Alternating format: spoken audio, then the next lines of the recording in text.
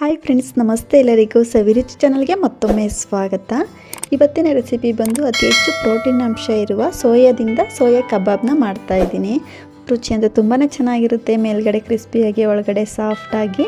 ಇದನ್ನು ನೀವು ಊಟದ ಜೊತೆ ಸೈಡ್ ಡಿಶ್ ಆಗಿ ಕೂಡ ತಿಂದ್ಕೊಳ್ಬೋದು, ಅಥವಾ ಈವ್ನಿಂಗ್ ಟೈಮಲ್ಲಿ ಟೀ ಜೊತೆ ಸ್ನ್ಯಾಕ್ಸ್ ರೀತಿ ಎಲ್ಲಾದರೂ ತಿಂದ್ಕೊಳ್ಬೋದು. ತುಂಬಾ ಚೆನ್ನಾಗಿರುತ್ತೆ. ಈಗ ಬನ್ನಿ ಮಾಡೋ ವಿಧಾನ ನೋಡ್ಕೊಳ್ಳೋಣ. ಮೊದಲು ನಾನು ಈ ಕಪ್ಪಲ್ಲಿ 1 ಕಪ್ ಆಗೋಷ್ಟು ಸೋಯಾನ ಒಂದು ಬೌಲ್ಗೆ ಹಾಕ್ಕೊಳ್ತಾ ಇದ್ದೀನಿ. ಇದರಲ್ಲಿ ಚಿಕ್ಕ ಸೋಯಾ ಸಿಗುತ್ತೆ ನೋಡಿ, ಆ ಸೋಯಾನಾದರೂ ಯೂಸ್ ಮಾಡ್ಬೋದು. ಈಗ ಇದಕ್ಕೆ ಸೋಯಾ ಮುಳುಗುವಷ್ಟು ಸ್ವಲ್ಪ ಬಿಸಿನೀರನ್ನ ಹಾಕ್ಕೊಳ್ತಾ ಇದ್ದೀನಿ. ಬಿಸಿನೀರು ಹಾಕೋದ್ರಿಂದ ಸೋಯಾ ಬೇಗನೆ ಸಾಫ್ಟ್ ಆಗುತ್ತೆ ಅಂತ. ಹಾಗೆ 1-2 ಚಿಟಿಕೆ ಆಗೋಷ್ಟು ಅಡುಗೆ ಅರಿಶಿನ ಸೇರಿಸ್ಕೊಳ್ತಾ ಇದ್ದೀನಿ. ಈ ರೀತಿ ಸ್ವಲ್ಪ ಅಡುಗೆ ಅರಿಶಿನ ಹಾಕ್ಕೊಳ್ಳೋದ್ರಿಂದ ಸೋಯಾದಲ್ಲಿರುವ ಹಸಿ ವಾಸನೆ ಸ್ವಲ್ಪ ಕಮ್ಮಿ ಆಗುತ್ತೆ ಅಂತ. ಸೇರಿಸಿ ರೀತಿ ಕಂಪ್ಲೀಟಾಗಿ ಮಿಕ್ಸ್ ಮಾಡಿಕೊಂಡು ಸೋಯಾನ ಒಂದು 10 ನಿಮಿಷ ಚೆನ್ನಾಗಿ ನೆನೆಸ್ಕೊಳ್ಬೇಕಾಗುತ್ತೆ. ನಿಮಗೆ ಟೈಮ್ ಇಲ್ಲ ಅಂದರೆ 1-2-3 ನಿಮಿಷ ಗ್ಯಾಸ್ ಮೇಲಿಟ್ಟು ಬೇಯಿಸ್ಕೊಳ್ಬೋದು. ನಾನು ಈ ರೀತಿ ಒಂದು 10 ನಿಮಿಷ ಸೋಯಾನ ನೆನೆಸ್ಕೊಳ್ತಾ ಇದ್ದೀನಿ.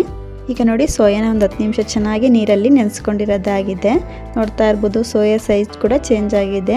ಈ ರೀತಿ ನಾವು ಸೋಯಾನ ಬಿಸಿನೀರಲ್ಲಿ ಒಂದು 10 ನಿಮಿಷ ನೆನೆಸ್ಕೊಂಡ್ರೆ ಸಾಕಾಗುತ್ತೆ. ನೋಡ್ತಾ ಇರ್ಬೋದು ಎಷ್ಟು ಸಾಫ್ಟಾಗಿ ಸೋಯಾ ನೆಂದಿದೆ ಅಂತ. ಈ ರೀತಿ ಪ್ರೆಸ್ ಮಾಡಿದ್ರೆ ಸೋಯಾದಲ್ಲಿರೋ ನೀರು ಕಂಪ್ಲೀಟಾಗಿ ಬಿಟ್ಕೊಳ್ಬೇಕು. ಆ ರೀತಿ ನಾವು ಸೋಯಾನ ನೆನೆಸ್ಕೊಳ್ಬೇಕಾಗುತ್ತೆ. ಈಗ ಈ ಸೋಯಾನ ತಣ್ಣೀರಲ್ಲಿ 1-2-3 ಸಲ ಚೆನ್ನಾಗಿ ತೊಳ್ಕೊಂಡು ಸೋಯಾದಲ್ಲಿರುವ ನೀರನ್ನ ಕಂಪ್ಲೀಟಾಗಿ ತಕ್ಕೊಂಡು ಈ ರೀತಿ ಒಂದು ಪ್ಲೇಟಲ್ಲಿ ಹಾಕಿ ಇಟ್ಕೊಂಡಿದ್ದೀನಿ. ನೋಡ್ತಾ ಇರ್ಬೋದು, ನೀವು ಈ ಸೋಯಾಗೆ ಡೈರೆಕ್ಟಾಗಿ ಮಸಾಲೆನ ಹಾಕ್ಕೊಂಡು ಕಬಾಬ್ನ ಮಾಡ್ಕೊಳ್ಬೋದು. ಆದರೆ ಈ ರೀತಿ ಸ್ವಲ್ಪ ಮಿಕ್ಸಿ ಜಾರ್ಗೆ ಹಾಕ್ಕೊಂಡು ರುಬ್ಕೊಂಡು ಕಬಾಬ್ನ ಮಾಡೋದ್ರಿಂದ ಸೋಯಾಗೆ ಮಸಾಲೆ ಚೆನ್ನಾಗಿ ಹಿಡಿಯುತ್ತೆ ಅಂತ. ಹಾಗಾಗಿ ಈ ರೀತಿ ಸ್ವಲ್ಪ ಸ್ವಲ್ಪನೇ ಸೋಯಾನ ಮಿಕ್ಸಿ ಜಾರ್ಗೆ ಹಾಕ್ಕೊಂಡು ಸ್ವಲ್ಪ ತರ್ತರಿಯಾಗಿ ರುಬ್ಕೊಂಡು ಬರೋಣ.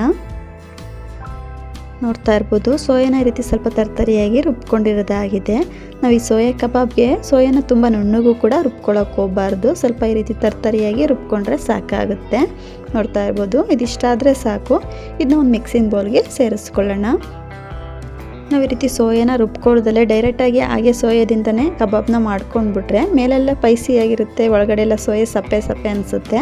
ಹಾಗಾಗಿ ಈ ರೀತಿ ಸ್ವಲ್ಪ ತರ್ತರಿಯಾಗಿ ರುಬ್ಕೊಂಡು ಮಾಡ್ಕೊಳ್ಬೇಕಾಗುತ್ತೆ. ಇದೇ ರೀತಿ ಕಂಪ್ಲೀಟಾಗಿ ಸೋಯಾನ ರುಬ್ಬಿ ಒಂದು ಮಿಕ್ಸಿಂಗ್ ಬೌಲ್ಗೆ ಸೇರಿಸ್ಕೊಂಡು ಇದಕ್ಕೆ 1-2 ಸ್ಪೂನ್ ಆಗೋಷ್ಟು ಕಾರ್ನ್ಫ್ಲೋರ್ನ ಹಾಕ್ಕೊಳ್ತಾ ಇದ್ದೀನಿ.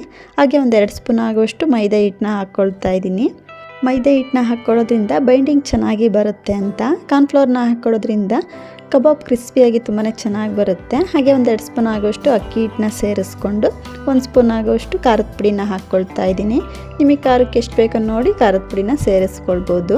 ಹಾಗೆ 1/2 ಸ್ಪೂನ್ ಆಗೋಷ್ಟು ಶುಂಠಿ ಬೆಳ್ಳುಳ್ಳಿ ಪೇಸ್ಟು, ರುಚಿಗೆ ತಕ್ಕಷ್ಟು ಉಪ್ಪು, ಹಾಗೆ 1/4 ಟೇಬಲ್ ಸ್ಪೂನ್ ಆಗೋಷ್ಟು ಗರಂ ಮಸಾಲ, 1-2 ಚಿಟಿಕೆ ಆಗೋಷ್ಟು ಅಡುಗೆ ಅರಿಶಿನ ಹಾಕ್ಕೊಳ್ತಾ ಇದ್ದೀನಿ. ಹಾಗೆ ಸಣ್ಣದಾಗಿ ಕಟ್ ಮಾಡಿರೋಂಥ ಸ್ವಲ್ಪ ಹಸಿ ಕರ್ಬೇವಿನ ಸೊಪ್ಪನ್ನ ಸೇರಿಸ್ಕೊಳ್ತಾ ಇದ್ದೀನಿ. ಕಬಾಬ್ ಫ್ಲೇವರ್ ತುಂಬಾ ಚೆನ್ನಾಗಿ ಬರುತ್ತೆ ಹಸಿ ಕರ್ಬೇವಿನ ಸೊಪ್ಪನ್ನ ಸೇರಿಸ್ಕೊಳ್ಳೋದ್ರಿಂದ. ಹಾಗೆ ಸಣ್ಣದಾಗಿ ಕಟ್ ಮಾಡಿರೋಂಥ ಸ್ವಲ್ಪ ಕೊತ್ತಂಬರಿ ಸೊಪ್ಪನ್ನ ಸೇರಿಸ್ಕೊಂಡು ಹಾಗೆ 1/2 ನಿಂಬೆ ರಸನ ಸೇರಿಸ್ಕೊಳ್ತಾ ಇದ್ದೀನಿ. ನಿಂಬೆ ರಸ ಕಂಪ್ಲೀಟ್ಲಿ ಆಪ್ಷನ್, ನಿಮ್ಗೆ ಇಷ್ಟ ಇದ್ದರೆ ಹಾಕ್ಕೊಳ್ಬೋದು, ಇಲ್ಲಾಂದರೆ ಸ್ಕಿಪ್ ಮಾಡ್ಬೋದು. ಹಾಕ್ಕೊಂಡ್ರೆ ಸ್ವಲ್ಪ ಟೇಸ್ಟ್ ಚೆನ್ನಾಗಿ ಬರುತ್ತೆ ಅಂತ.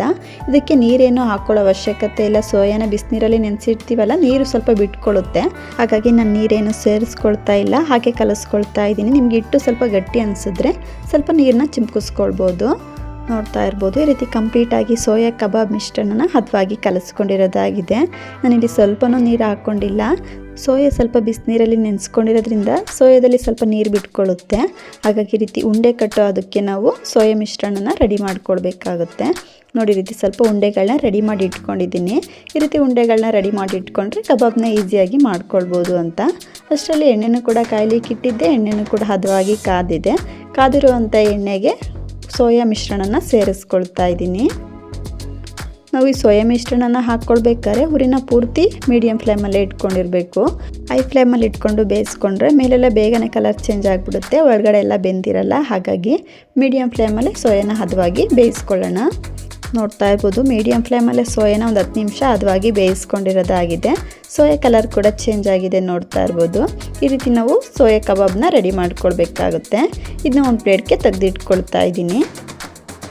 ಇದೇ ರೀತಿ ಇನ್ನೊಂದು ಸಲ ಸೋಯಾ ಕಬಾಬ್ನ ಬೇಯಿಸ್ಕೊಳ್ತಾ ಇದ್ದೀನಿ. ನೋಡ್ತಾ ಇರ್ಬೋದು, ಈ ಸೋಯಾ ಕಬಾಬ್ನ ಹಾಕ್ಕೊಳ್ಬೇಕಾದ್ರೆ ಉರಿನ ಪೂರ್ತಿ ಮೀಡಿಯಮ್ ಫ್ಲೇಮಲ್ಲೇ ಇಟ್ಕೊಂಡಿರಬೇಕು. ನಾವು ಈ ಸೋಯಾ ಕಬಾಬ್ ಮಿಶ್ರಣನ ಹಾಕಿದ ತಕ್ಷಣ ತಿರುವು ಹಾಕ್ಕೊಳ್ಳೋಕೆ ಹೋಗಬಾರ್ದು. ಸೋಯಾ ಮಿಶ್ರಣನ ಬಿಟ್ಕೊಳ್ಬಿಡುತ್ತೆ ಎಣ್ಣೆಗೆಲ್ಲ. ಹಾಗಾಗಿ ಒಂದು ನಿಮಿಷ ಬಿಟ್ಟು ನಾವು ಸೋಯಾನ ತಿರುವು ಹಾಕ್ಕೊಳ್ಬೇಕಾಗುತ್ತೆ. ತುಂಬಾ ಈಸಿಯಾಗಿ ತುಂಬ ಸಿಂಪಲ್ಲಾಗಿ ಕೂಡ ಮಾಡ್ಕೊಳ್ಬೋದು. ಟೇಸ್ಟ್ ಅಂತೂ ತುಂಬಾ ಚೆನ್ನಾಗಿರುತ್ತೆ. ಚಿಕ್ಕ ಮಕ್ಕಳಿಗೆ ಕೊಡೋದಾದರೆ ಸಾಸ್ ಜೊತೆ ಕೊಡ್ಬೋದು. ಇದನ್ನು ನೀವು ಟೀ ಟೈಮಲ್ಲಿ ಸ್ನ್ಯಾಕ್ಸ್ ರೀತಿ ಎಲ್ಲಾದರೂ ತಿನ್ಬೋದು. ಊಟದ ಜೊತೆ ಸೈಡ್ ಡಿಶ್ ಆಗಿ ಕೂಡ ತಿಂದ್ಕೊಳ್ಬೋದು. ತುಂಬಾ ಚೆನ್ನಾಗಿರುತ್ತೆ. ಖಂಡಿತ ಒಂದ್ಸಲ ಟ್ರೈ ಮಾಡಿ ನೋಡಿ. ಇವತ್ತಿನ ರೆಸಿಪಿ ನಿಮ್ಮೆಲ್ಲರಿಗೂ ಇಷ್ಟ ಆಯಿತು ಅಂದ್ಕೊಳ್ತೀನಿ ಫ್ರೆಂಡ್ಸ್. ಇಷ್ಟ ಆದರೆ ಈ ವಿಡಿಯೋಗನ್ನು ಲೈಕ್ ಮಾಡಿ, ಶೇರ್ ಮಾಡಿ, ಹಾಗೂ ಇನ್ನಷ್ಟು ಈಸಿ ರೆಸಿಪಿಗಾಗಿ ಸವಿರುಚಿ ಚಾನಲ್ನ ಸಬ್ಸ್ಕ್ರೈಬ್ ಮಾಡ್ಕೊಂಡು ಕೂಡ ನೋಡಿ. ಪಕ್ಕದಲ್ಲೇ ಇರುವಂಥ ಬೆಲ್ ಬಟನ್ನು ಕೂಡ ಕ್ಲಿಕ್ ಮಾಡಿ. ಇನ್ನೊಂದು ಒಳ್ಳೆ ರೆಸಿಪಿಯೊಂದಿಗೆ ಸಿಗೋಣ. Thank you.